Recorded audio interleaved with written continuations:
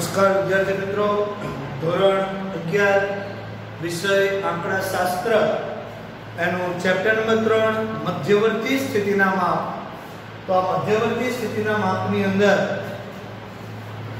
Last સેશનની અંદર આપણે સ્થાનિય સરેરાશના માપ પૂરા કર્યા હતા. તો અહીંયા આમ જોવા જઈએ તો મધ્યવર્તી સ્થિતિના જે મુખ્ય ત્રણ માપો છે, મધ્યક, મધ્યસ્થ અને બહુલક, તો એમાંથી મધ્યક અને મધ્યસ્થ આ બંને પોઈન્ટ પૂરા કર્યા. પણ મધ્યસ્થ જે છે એક સ્થાનિય સરેરાશનું માપ છે.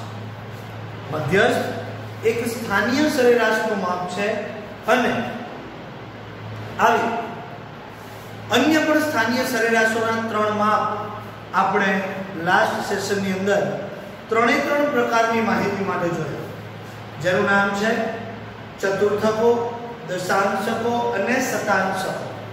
અને કયા ત્રણ પ્રકારની માહિતી?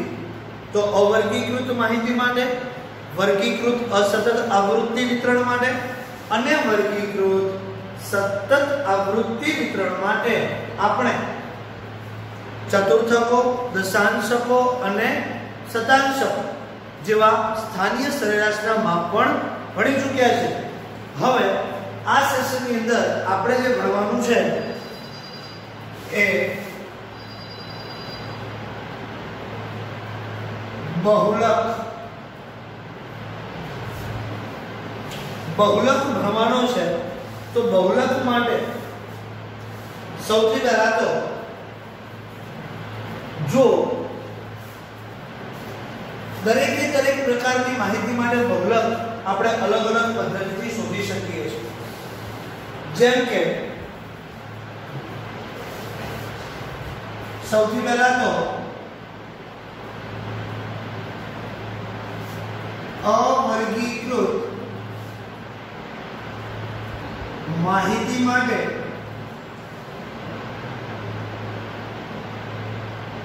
તો અવર્ગીકૃત માહિતીમાં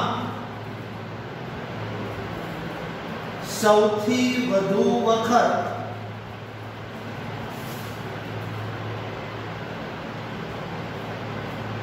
પુનરાવર્તિત થતા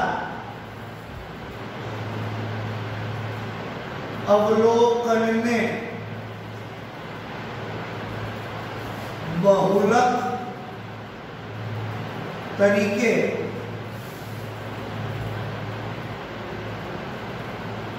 લેવામાં આવે છે.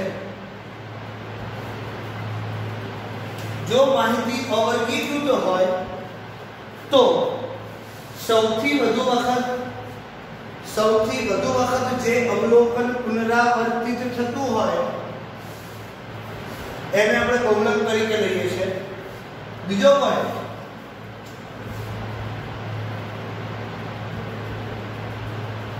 વર્ગીકૃત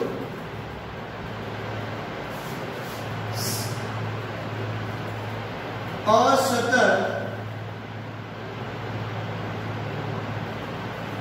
આવૃત્તિ વિતરણ માટે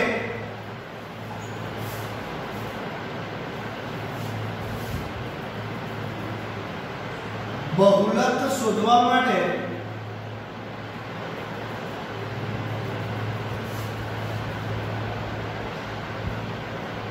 આવૃત્તિ વિતરણની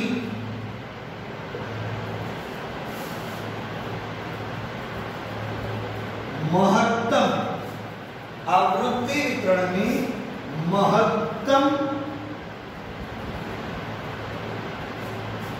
આવૃત્તિની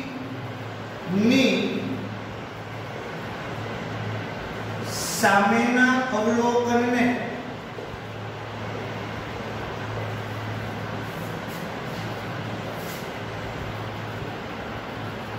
બહુલક તરીકે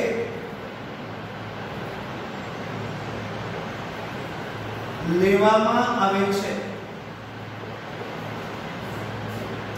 એના પછી જો અહીંયા જ્યારે વર્ગીકૃત અસતત આવૃત્તિ વિતરણનો મતલબ થાય કે વર્ગ વગરનું આવૃત્તિ વિતરણ જ્યારે મને આપેલું હોય ત્યારે જો મારે એવા આવૃત્તિ વિતરણ માટે બહુલક શોધવો હોય તો આવૃત્તિ વિતરણની અંદર જે સૌથી મહત્તમ મતલબ સૌથી મોટામાં મોટી આવૃત્તિ જે હોય એની સામેના અવલોકનને બહુલક તરીકે લેવામાં આવે છે. એના પછી વર્ગીકૃત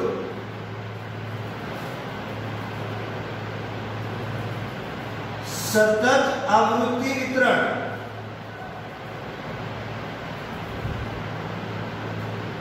માટે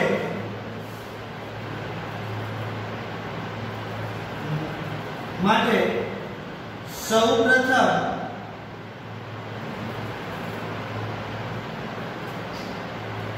બહુલક વર્ગ નક્કી કરી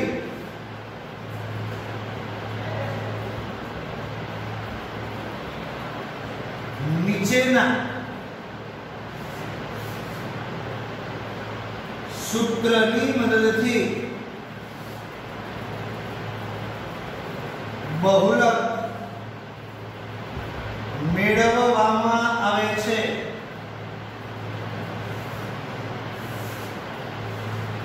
એના પછી કયું સૂત્ર? તો એના માટે સૌથી પહેલા તો અહીંયા આપણે એક નોટ લખી દઈશું કે મહત્તમ આવૃત્તિની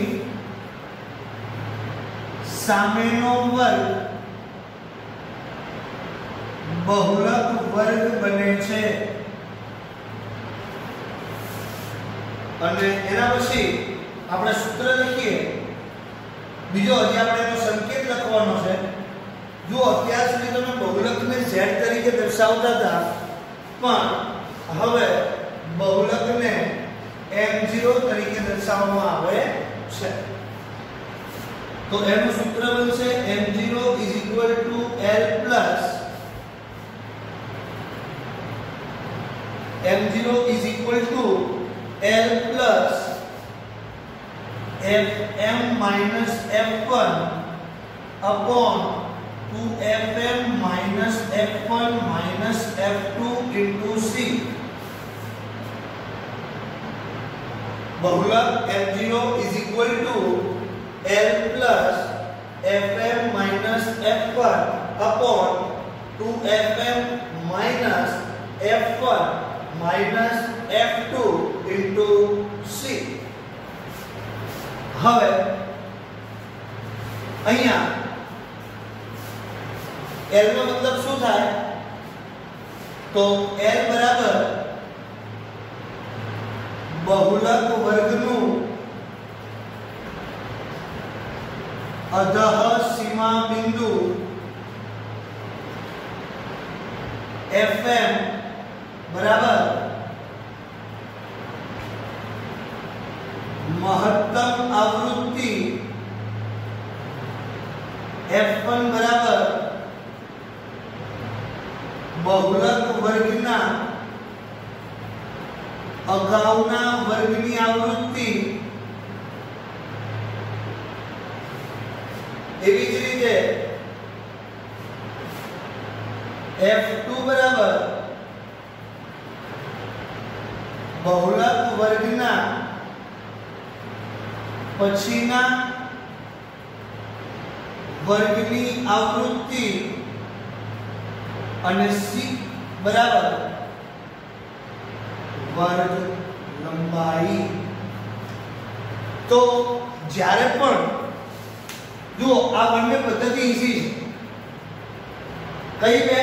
તો કે જ્યારે પણ અવર્ગીકૃત માહિતી મને આપેલી હોય અને એ અવર્ગીકૃત માહિતીમાં જે અવલોકન સૌથી વધુ વખત પુનરાવર્તિત થતું હોય ત્યારે એ અવલોકનને હું બહુલક તરીકે લઉં. પછી તો કે જો મને વર્ગીકૃત અસતત આવૃત્તિ વિતરણ આપેલું હોય, વર્ગીકૃત અસતત આવૃત્તિ વિતરણનો મતલબ કે વર્ગ વગરનું આવૃત્તિ વિતરણ જો આપેલું હોય તો સૌથી મહત્તમ આવૃત્તિ જે હોય એ મહત્તમ આવૃત્તિની સામે જે અવલોકન હોય એ મારા માટે ડાયરેક્ટ બહુલક બને. પરંતુ જ્યારે પણ તમારે સતત આવૃત્તિ વિતરણ માટે વર્ગીકૃત સતત આવૃત્તિ વિતરણ માટે બહુલક મેળવવો હોય ત્યારે તમારે સૌથી પહેલા તો બહુલક વર્ગ મેળવવો પડશે. બહુલક વર્ગ કઈ રીતે મળે? તો તમને જે મહત્તમ આવૃત્તિ આપી છે શેની અંદર? આવૃત્તિ વિતરણની અંદર. એ મહત્તમ આવૃત્તિની સામેનો જે વર્ગ બને, મહત્તમ આવૃત્તિની સામેનો જે વર્ગ બને એ મારા માટે શું બની જાય? બહુલક વર્ગ. અને એ બહુલક વર્ગ નક્કી કર્યા પછી આ સૂત્ર આપણે બહુલકનું મૂકવાનું છે કે m0 L plus fm minus f1 upon 2fm minus f1 minus f2 into c. તો આ સૂત્રની અંદર જે L છે એ આપણા બહુલક વર્ગનું અધઃસીમા બિંદુ છે. L જે છે એ બહુલક વર્ગનું અધઃસીમા બિંદુ છે. fm જે છે એ આપણા આવૃત્તિ વિતરણની મહત્તમ આવૃત્તિ છે. જે f1 છે એ બહુલક વર્ગના અગાઉના વર્ગની આવૃત્તિ છે. f2 એ બહુલક વર્ગના પછીના વર્ગની આવૃત્તિ છે. અને જે c છે એ બહુલક વર્ગની વર્ગ લંબાઈ છે. તો આપણે બહુલકનો ત્રણે થિયરિકલ કોન્સેપ્ટ આપણે જોયો કે અવર્ગીકૃત માહિતી માટે બહુલક કેવી રીતે મેળવાય, વર્ગીકૃત અસતત આવૃત્તિ વિતરણ માટે બહુલક કેવી રીતે મેળવાય અને વર્ગીકૃત સતત આવૃત્તિ વિતરણ માટે બહુલક કેવી રીતે મેળવાય. પરંતુ અહીંયા ઘણી બધી વખત આપણને સ્પષ્ટ બહુલક મળતો નથી. ઘણા બધા એવા કારણો હોય છે કે જ્યારે આપણને સ્પષ્ટ બહુલક મળતો નથી અને જ્યારે પણ તમને સ્પષ્ટ બહુલક ન મળે ત્યારે જો બહુલક શોધવો હોય તો તમે એ બહુલકને બહુલકના આસાદિત સૂત્રની મદદથી શોધી શકો છો. તો સૌથી પહેલા અહીંયા આપણે જોઈએ એવા કયા કારણો છે કે જ્યારે બહુલક સ્પષ્ટ મળતો નથી. તો અહીંયા આપણે લખીએ કે નીચેના સંજોગોમાં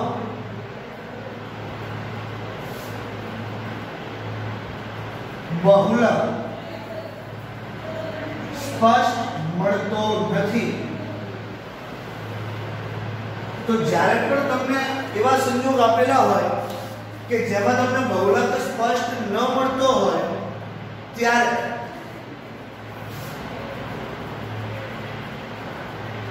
એ બહુલકને તમારે બહુલકના આસાદિત સૂત્રની મદદથી શોધવાના છે. તો એવા કયા સંજોગ ઊભા થાય છે? તો પહેલું કે અવર્ગીકૃત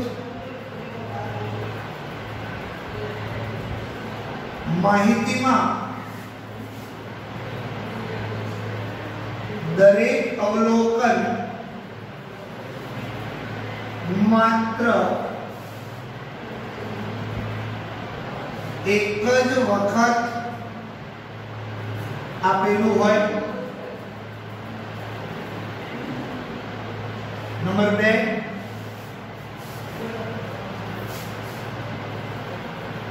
વર્ગીકૃત માહિતી માટે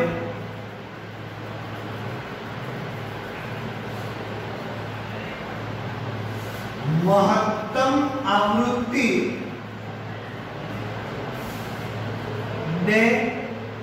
કે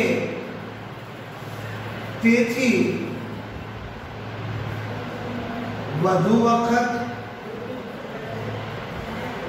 આપેલી હોય.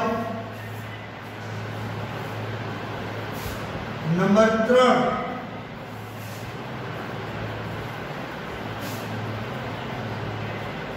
વર્ગીકૃત સતત આવૃત્તિ વિતરણમાં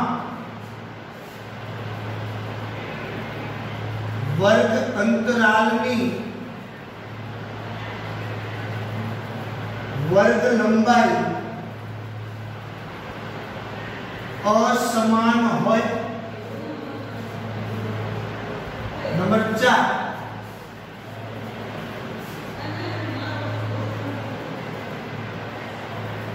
आवृत्ति वितरण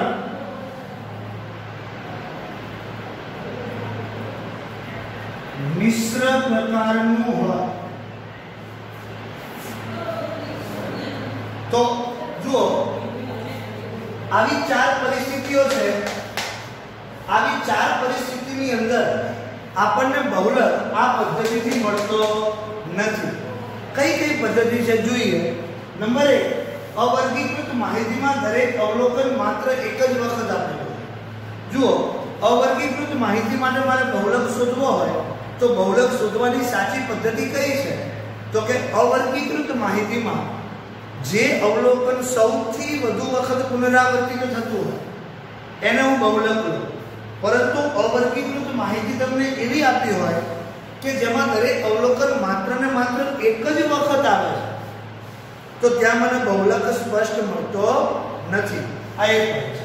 પોઈન્ટ નંબર 2, વર્ગીકૃત માહિતી માટે મહત્તમ આવૃત્તિ 2 કે તેથી વધુ વખત આપેલી છે। જુઓ, અહીંયા વર્ગીકૃત એટલે બંને, વર્ગીકૃત અસતત પણ આવે અને વર્ગીકૃત સતત પણ આવે। જુઓ, વર્ગીકૃત અસતત આવૃત્તિ વિતરણ માટે આપણે બહુલક કેવી રીતે મેળવીએ છીએ? તો ત્યાં જે આપણને આવૃત્તિ વિતરણ આપેલું હોય એ આવૃત્તિ વિતરણની અંદર સૌથી મહત્તમ આવૃત્તિ જે છે એ મહત્તમ આવૃત્તિની સામેનું જે અવલોકન છે, મહત્તમ આવૃત્તિની સામેનું જે અવલોકન છે એને આપણે બહુલક તરીકે લઈએ છીએ। પરંતુ જો મહત્તમ આવૃત્તિ 2 વખત આપી હોય તો એની સામેના બંને અવલોકન તમને અલગ અલગ મળશે તો અહીંયા તમને બહુલક સ્પષ્ટ મળતો નથી અને આ પ્રકારની માહિતીને દ્વિબહુલકીય માહિતી પણ કહે છે। બીજું કે જો વર્ગીકૃત સતત આવૃત્તિ વિતરણ હોય તો ત્યાં 2 વસ્તુનું ધ્યાન રાખવાનું છે। ધારો કે સૌથી પહેલા ત્યાં બહુલક મેળવવો હોય તો આપણે શું કરીએ છીએ તો કે બહુલક વર્ગ મેળવીએ છીએ અને અહીંયા બહુલક વર્ગ મેળવવા માટે સૌથી મહત્તમ આવૃત્તિ જે છે એની સામેનો જે વર્ગ હોય એને બહુલક વર્ગ તરીકે લેવામાં આવે છે।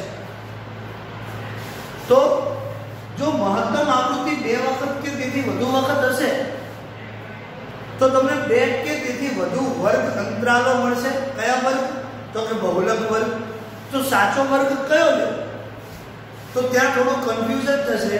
મતલબ આ પરિસ્થિતિ પણ એવી છે કે જ્યાં તમને બહુલક સ્પષ્ટ મળતો નથી અને એના પછી કે જ્યારે તમને જે આવૃત્તિ વિતરણ આપેલું હોય એ આવૃત્તિ વિતરણના વર્ગ અંતરાલની વર્ગ લંબાઈ જો અસમાન હોય, કોઈની વર્ગ લંબાઈ 5 હોય, કોઈની 10 હોય, કોઈની 15 હોય, તો જો દરેકે દરેક વર્ગ અંતરાલની જો વર્ગ લંબાઈ અલગ અલગ હોય તો એવા સંજોગોની અંદર પણ તમને બહુલક સ્પષ્ટ મળતો નથી। મતલબ આ 3 પરિસ્થિતિ થઈ। વર્ગીકૃત સતત આવૃત્તિ વિતરણમાં વર્ગ અંતરાલની વર્ગ લંબાઈ અસમાન હોય અને ચોથો પોઈન્ટ કે આવૃત્તિ વિતરણ મિશ્ર પ્રકારનું, મતલબ બંને પ્રકારના ભેગા આવૃત્તિ વિતરણ આપ્યા હોય, અડધું અસતત હોય અને અડધું સતત હોય તો આવા સંજોગોની અંદર આપણને બહુલક સ્પષ્ટ મળતો નથી। મિત્રો આ 4 પોઈન્ટ્સ તમારે યાદ રાખવાના છે। આ 4 પોઈન્ટ આના પછીના ચેપ્ટરની અંદર પણ આપણને કામ લાગશે। તો હવે ચલો આવું કોઈ પરિસ્થિતિ આ 4 માંથી કોઈ પરિસ્થિતિ ઉદ્ભવી તો શું આપણે એના માટે બહુલક શોધી જ ના શકીએ? શોધી શકીએ। પ્રોફેસર કાર્લ પિયર્સને બહુલકનું એક આશાદિત સૂત્ર આપ્યું છે કે જ્યારે પણ આ 4 માંથી કોઈ પણ પરિસ્થિતિ ઉદ્ભવે એવા સંજોગોની અંદર ઉપરના સંજોગોમાં બહુલક શોધવા માટે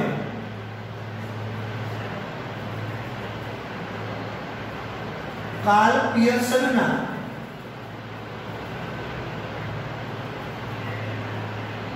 બહુલકના આસાદિત સૂત્રનો ઉપયોગ થાય છે અને બહુલકનું આસાદિત સૂત્ર છે m0 3m - 2x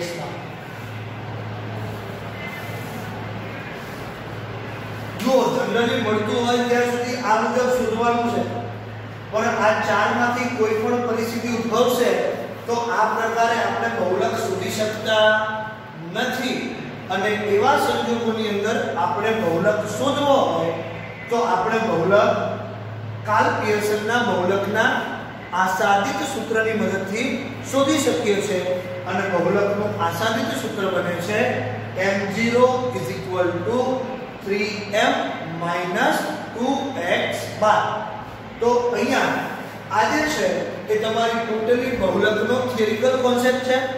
સૌથી પહેલા આ દરેક વસ્તુ જે પોઈન્ટ છે એ તમે નોટ ડાઉન કરી દો અને એના પછી આપણે બહુલકના એક્ઝામ્પલ સ્ટાર્ટ કરીએ.